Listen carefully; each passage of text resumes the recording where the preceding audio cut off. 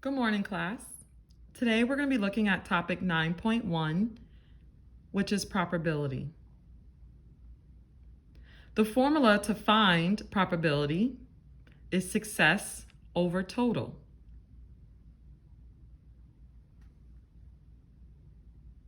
For the first example, we're going to be looking at a number cube that's labeled 1 through 6.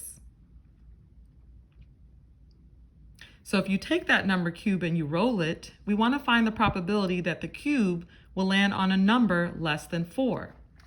So remember, for success over total, the success would be how many numbers are less than 4. So 1, 2, and 3 will all be less than 4. So you have 3, that would be the success, and then the total would be 6 because there's 6 numbers on the cube. You must reduce the fraction, so the probability would be 1 out of 2. The next question, we want an even number. So once again, success divided by total. Well, how many even numbers are there from 1 through 6? Well, 2, 4, and 6. So therefore, there's 3 even numbers, and the total would be there's 6 numbers. And so when you reduce that, you get 1 out of 2. And then C, we just want to land a 2. So how many numbers say 2? Just 1.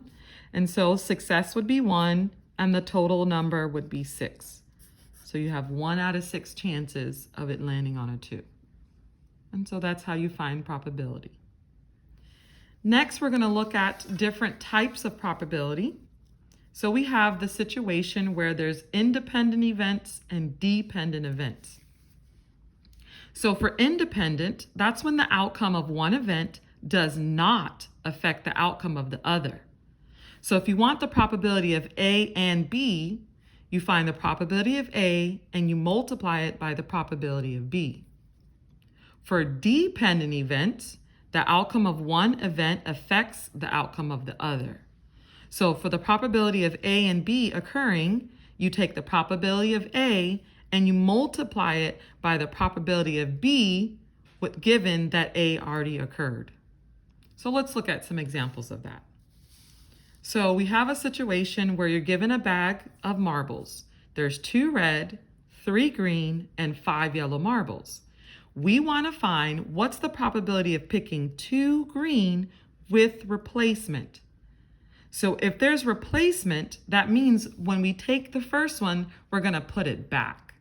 And so therefore, since there's replacement, we have independent events because what you did the first time does not affect what happens the second time. All right, so what would be the probability of picking the first green? So success would be 3 out of the total. Well, 2 plus 3 plus 5, there's 10 different marbles. And then we're going to multiply it by the probability of getting the second green. Once again, because we put the first one back, it does not affect the outcome of the second one. So for the second chance, there's still 3 green inside the bag, and there's still 10 marbles total. So then now all we have to do is multiply. So 3 times 3 is 9. 10 times 10 is 100. And 9 over 100 is a reduced fraction. So that would be our final answer.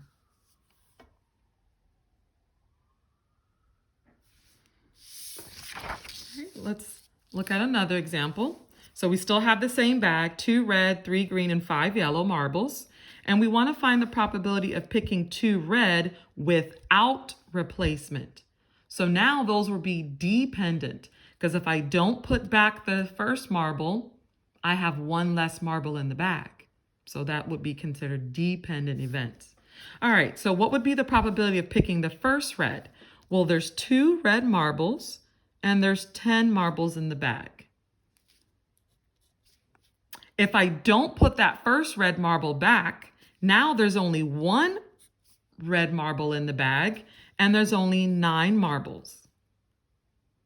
All right, so we would multiply that 2 times 1, 10 times 9, and we do need to reduce the fraction.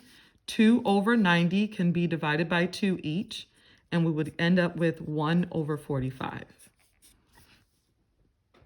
All right, so once again, because we did not put the first one back, it did change these numbers, and so those will be considered dependent events.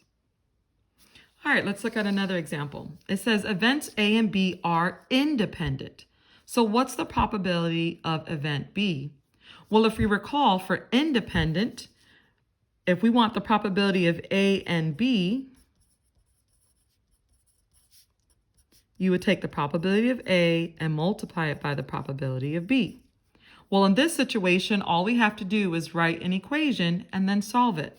So we have what the probability of A and B is. That's 0.14. We have what the probability of A is, 0.2. And we're trying to find what's the probability of B. So to solve this equation, this times probability of B, if we divide, we get the probability of B is 0.7. Okay. If you have any additional questions about finding the probability, please go ahead and log on to our live Zoom later on today. Bye.